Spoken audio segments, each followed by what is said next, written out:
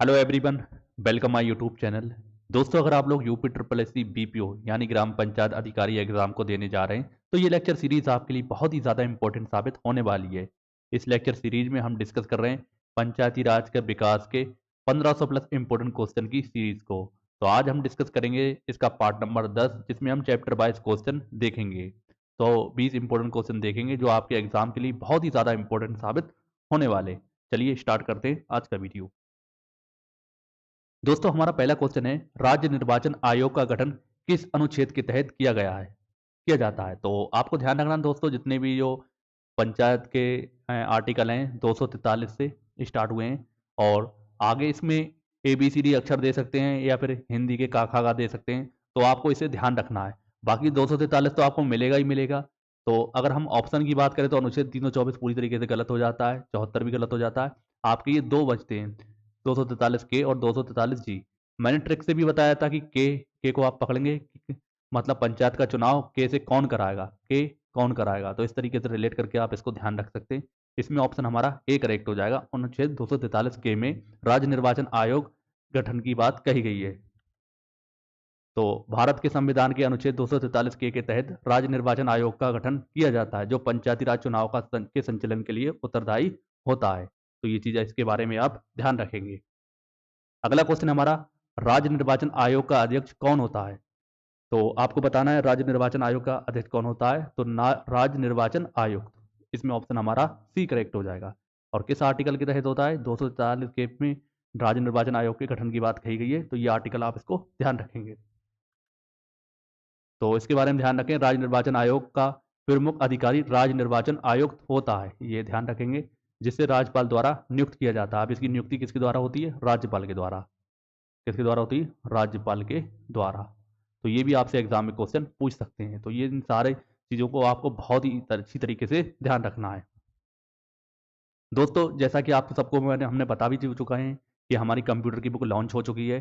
तो अगर आप लोग यूपी ट्रिपल एस सी का कोई भी एग्जाम देंगे, चाहे जूनियर असिस्टेंट हो, लेखपाल हो, BPO AGT हो एग्जाम हो, या आय वर्द कॉन्फ्रेंस एग्जाम हो, या फिर रेलवे का भी कोई एग्जाम हो, हर एग्जाम को कवर करने वाली एकमात्र बुक को तैयार कर लिया गया है। इसमें जितने भी इंपॉर्टेंट टॉपिक हैं सारे टॉपिक को हमने शामिल किया है।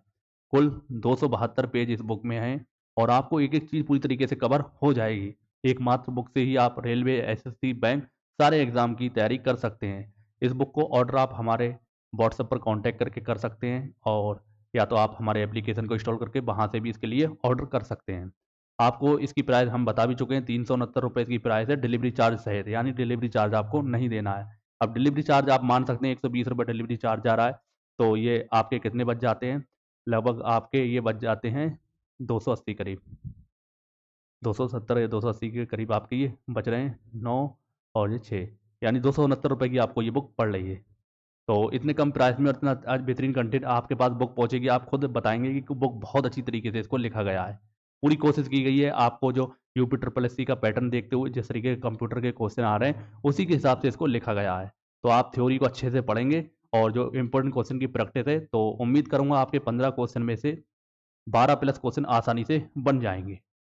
आप इस बुक को अच्छे से पढ़ लेते हैं तो सारे एग्जाम को कवर करेगी। इसे आप ऑर्डर कर सकते हैं हमारे व्हाट्सएप पर कॉन्टैक्ट करके। इसके अलावा junior assistant UP triple C BPO exam के लिए टेस्ट सीरीज हमारे एप्लीकेशन पर चल रही है, जिसकी कीमत मात्र 99 रुपये है। इसमें आपका जिस तरीके का एग्जाम होना उसी आइटम पैटर्न पर आपको टेस्ट सीरीज मिल जाएगी, यानी कंप्यूटर, UPG के, और जो आपका BPO के लिए जो आपका ग्रामीण विकास की जो 65 क्वेश्चन आना है वो, तो सारे ही आपको ये मिल जाएंगे टेस्ट। इस टेस्ट को आप एक डेमो टेस्ट दे सकते हैं, बाकी 10 प्लस मॉक टेस्ट इसमें देने को मिलने वाले हैं। चलिए क्वेश्चन पर आते हैं। अगला क्वेश्चन हमारा, राज्य निर्वाचन आयोग को किस प्रकार की स्वतंत्रता प्राप्त है। तो आप ध्यान रखेंगे, राज्य निर्वाचन आयोग को किस प्रकार की स्वतंत्रता प्राप्त है। तो पूर्ण स्वतंत्रता, पूर्ण स्वतंत्रता ऑप्शन हमारा इसमें ए करेक्ट हो जाएगा। तो संविधान के अनुसार राज्य निर्वाचन आयोग स्वतंत्र रूप से पंचायत और नगर निकाय चुनाव का संचालन करता है। तो ये इसके बारे में आप ध्यान रखेंगे। दोस्तों, ये सारे इंपॉर्टेंट क्वेश्चन हैं, BPO के एग्जाम में आपको इन्हीं से क्वेश्चन देखने को मिलने वाले हैं। अगला क्वेश्चन हमारा, पंचायत चुनाव कराने का अधिकार किसके पास होता है। इजी क्वेश्चन है, हर कोई इसका आंसर बता सकता है। तो किसके पास होता है, राज्य निर्वाचन आयोग के। ध्यान रखेंगे। और राज्य निर्वाचन आयोग का गठन किस आर्टिकल के तहत होता है, तो कौन कराता है? के से। कौन? 243 के। ऑप्शन हमारा बी करेक्ट हो जाएगा। तो संविधान के 73वें संशोधन अधिनियम 1992 के अनुसार पंचायत चुनाव का संचालन राज्य निर्वाचन आयोग द्वारा किया जाता है। तो ये भी आप इसके बारे में ध्यान रखेंगे। अगला क्वेश्चन हमारा, राज्य निर्वाचन आयोग के आयुक्त को कितने वर्षों के लिए नियुक्त किया जाता है? तो जैसा कि आप सबको मैंने अभी बताया था पिछले क्वेश्चन में, जो राज्य निर्वाचन आयोग का आयुक्त होता है, इसकी नियुक्ति कौन करता है? राज्यपाल करता है। कौन करता है? राज्यपाल। अब आपसे इसमें पूछा गया है कि कितने वर्षों के लिए इसकी नियुक्ति होती है, 3 वर्ष, 5 वर्ष, 6 वर्ष, या फिर राज्यपाल द्वारा निर्धारित अवधि के लिए। तो बहुत सारे इसका ऑप्शन 5 वर्ष लगा सकते हैं, जो कि पूरी तरीके से गलत होगा। तो इसकी अवधि राज्यपाल द्वारा निर्धारित होती है, यानी राज्यपाल जब जब तक चाहे इसको बढ़ा सकता है या जब तक चाहे इसको हटा सकता है। तो इसमें ऑप्शन हमारा डी करेक्ट हो जाएगा। तो राज्य निर्वाचन आयुक्त की सेवा शर्तें राज्यपाल द्वारा तय की जाती है, लेकिन वे केंद्र या राज्य सरकार के दबाव में कार्य नहीं कर सकते। तो ये चीज़ भी आप इसके बारे में ध्यान रखेंगे। अगला क्वेश्चन हमारा, पंचायत चुनावों में आरक्षण किस आधार पर तय किया जाता है? जाति के आधार पर, लिंग के आधार पर, जनसंख्या के आधार पर, या उपरोक्त सभी? तो आप ध्यान रखेंगे ये सभी पर जारी किया जा सकता है। तो इसमें ऑप्शन हमारा डी करेक्ट हो जाएगा, यानी जाति, लिंग, जनसंख्या सभी के आधार पर यह आरक्षण तय किया जाता है। तो पंचायत चुनावों में अनुसूचित जाति, अनुसूचित जनजाति, महिलाओं और अन्य पिछड़ा वर्ग की जनसंख्या के अनुपात में आरक्षण दिया जाता है। तो आप ये इसके बारे में ध्यान रखेंगे। जैसे कि उत्तर प्रदेश में महिलाओं के लिए 1/3 यानी कि 33% का आरक्षण दिया जाता है। तो ये भी आप ध्यान रखेंगे, डायरेक्ट क्वेश्चन आपसे पूछ लेते हैं। अगला क्वेश्चन है, पंचायत चुनाव की समय सीमा कितनी होती है? इसी क्वेश्चन है, 5 वर्ष हर कोई बता सकता है। तो संविधान के अनुच्छेद 243 ई। तो अब इसे भी आप ध्यान रखेंगे कि आपसे पूछा जाए पंचायत चुनाव की सीमा के बारे में कौन से आर्टिकल में दे रखा है। तो मैंने बताया जितने भी पंचायत के आर्टिकल होंगे 243 तो आपको मिलेगा ही। तो अब इसके आगे क्या लगाना है? अब आपसे पूछा जाए जो पंचायत चुनाव की सीमा कितनी होती है? 5 वर्ष की। तो 5 पर कौन सा ये लेटर होता है इंग्लिश में? आप रीजनिंग पढ़ते होंगे, ई। तो इस तरीके से भी इसको रिलेट करके आसानी से याद रखा जा सकता है। तो ध्यान रखें, कार्यकाल 5 वर्षों का होता है और चुनाव के समय पर कराना आवश्यक होता है। अगला क्वेश्चन है हमारा, पंचायत चुनाव में कौन मत डाल सकता है? तो कौन डाल सकता है? इसी क्वेश्चन है। तो जिसकी आयु 18 वर्ष से अधिक का नागरिक होगा वही डाल पाएगा, यानी 18 वर्ष से अधिक आयु के नागरिक वोट दे सकते हैं। बाकी जो कैंडिडेट होते हैं उनकी आयु कितनी होनी चाहिए? तो उनकी आयु मिनिमम 21 वर्ष से अधिक होनी चाहिए। ये भी आप इसके बारे में ध्यान रखेंगे। तो संविधान के अनुसार 18 वर्ष से अधिक आयु के सभी नागरिक पंचायत चुनाव में मतदान कर सकते हैं।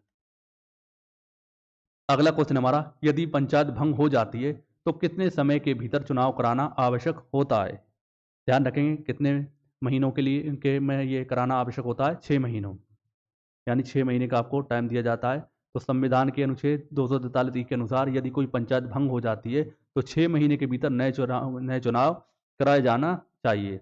अब एक चीज़ इसमें आपको थोड़ी सी ध्यान देने की बात भी होती है। जैसे मान लो अगर कार्यकाल का 6 महीने रह गए, 6 महीने रह गए, 6 महीने से कम रह गए, तो ये चुनाव नहीं कराया जाएगा। और एक चीज़ और, जैसे मान लो 1 साल कोई प्रधान जैसे भंग हो गया, 4 साल वो अपनी प्रधानी कर पाया, प्रधान से ही मान के चलें, तो अब चुनाव होगा तो 1 वर्ष के लिए होगा। तो ये ध्यान रखेंगे 1 वर्ष के लिए होगा, ऐसा नहीं होगा कि 5 वर्ष उसके लिए नए मिले। तो ये चीज़ आप इसके बारे में ध्यान रखेंगे। अगला क्वेश्चन हमारा, पंचायत चुनाव में कौन सी वोटिंग प्रणाली अपनाई जाती है? प्रत्येक अप्रत्यक्ष नॉमिनेशन आधारित चयन प्रक्रिया। तो इजी क्वेश्चन है, आपको पता है पंचायत चुनाव होता है, डायरेक्ट मतदान होता है, यानी प्रत्यक्ष मतदान किया जाता है। ऑप्शन हमारा इसमें ए करेक्ट हो जाएगा। पंचायत चुनाव में मतदाता अपने प्रतिनिधियों को प्रत्यक्ष मतदान के माध्यम से चयन करते हैं। अगला क्वेश्चन हमारा, ग्राम पंचायत का चुनाव कितने वर्षों में एक बार होता है? इजी क्वेश्चन है, 5 वर्ष में। दोबारा रिपीट हो गया। तो पंचायतों का कार्यकाल 5 वर्षों का होता है, जिसके बाद नए चुनाव कराए जाते हैं।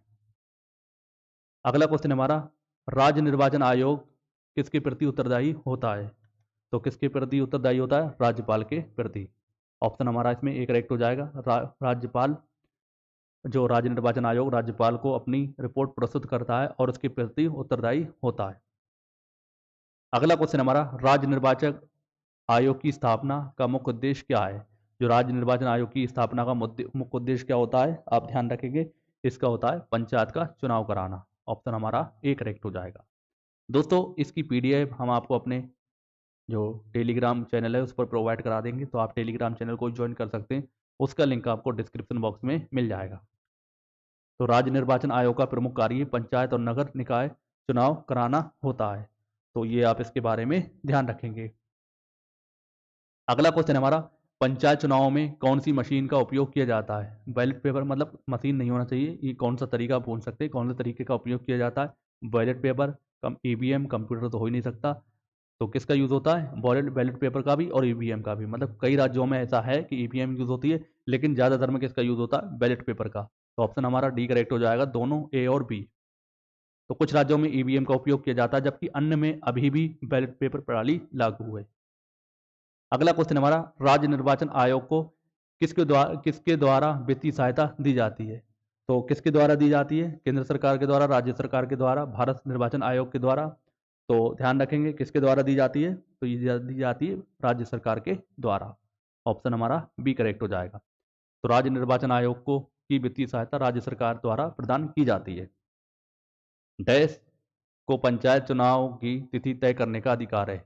यानी पंचायती चुनाव की तिथि होती है, ये कौन तय करता है? राज्य सरकार या राज्य निर्वाचन आयोग, या दोनों को, इनमें से कोई नहीं। तो ये कौन तय करता है? राज्य निर्वाचन आयोग। ऑप्शन हमारा ए करेक्ट हो जाएगा। राज्य निर्वाचन आयोग स्वतंत्र रूप से पंचायत चुनाव की तिथि को तय करता है। अगला क्वेश्चन हमारा, यदि राज्य सरकार पंचायत चुनाव में हस्तक्षेप करती है तो राज्य निर्वाचन आयोग क्या कर सकता है?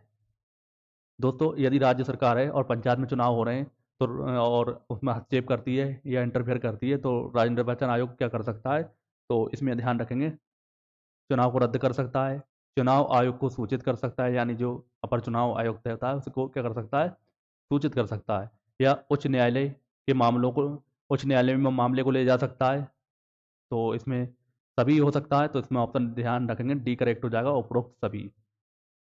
तो ध्यान रखें, राज्य निर्वाचन आयोग स्वतंत्र निकाय है जो और किसी भी हस्तक्षेप के खिलाफ कानूनी कार्रवाई कर सकता है। अगला क्वेश्चन हमारा, राज्य निर्वाचन आयोग किसका चुनाव नहीं कराता है? ग्राम पंचायत का कराता है, जिला परिषद का कराता है, लोकसभा का नहीं कराता है। तो इसमें डी सी करेक्ट हो जाएगा, नगर निकाय का भी कराता है। तो इसका मुख्य निर्वाचन आयोग होता है तो वो कराता है। ये राज्य निर्वाचन आयोग अलग होता है जो पंचायत के चुनाव कराने के लिए नियुक्त किया होता है। ऑप्शन सी करेक्ट हो जाएगा। लोकसभा चुनाव भारत निर्वाचन आयोग कराता है, जबकि पंचायत और नगर चुनाव निकाय चुनाव राज्य निर्वाचन आयोग कराता है। अगला क्वेश्चन हमारा, पंचायत चुनाव में कौन उम्मीदवार बन सकता है? तो कौन बन सकता है, अभी मैंने बताया भी था, 21 वर्ष से अधिक आयु के नागरिक बन सकते हैं। और वोट कौन दे सकता है? 18 वर्ष से अधिक आयु के नागरिक। ऑप्शन हमारा ए करेक्ट हो जाएगा। अगला क्वेश्चन हमारा लास्ट क्वेश्चन, राज्य निर्वाचन आयोग की स्थापना किस संशोधन के तहत हुई थी? तो किस संशोधन के तहत हुई थी? 73वें संविधान संशोधन के तहत। ऑप्शन हमारा सी करेक्ट हो जाएगा। 73वें संविधान संशोधन के तहत पंचायत चुनाव की जिम्मेदारी राज्य निर्वाचन आयोग को सौंपी गई थी। ध्यान रखेंगे, इंपॉर्टेंट क्वेश्चन है। तो ये थे दोस्तों बीपीओ एग्जाम के लिए 20 मोस्ट इंपॉर्टेंट क्वेश्चन।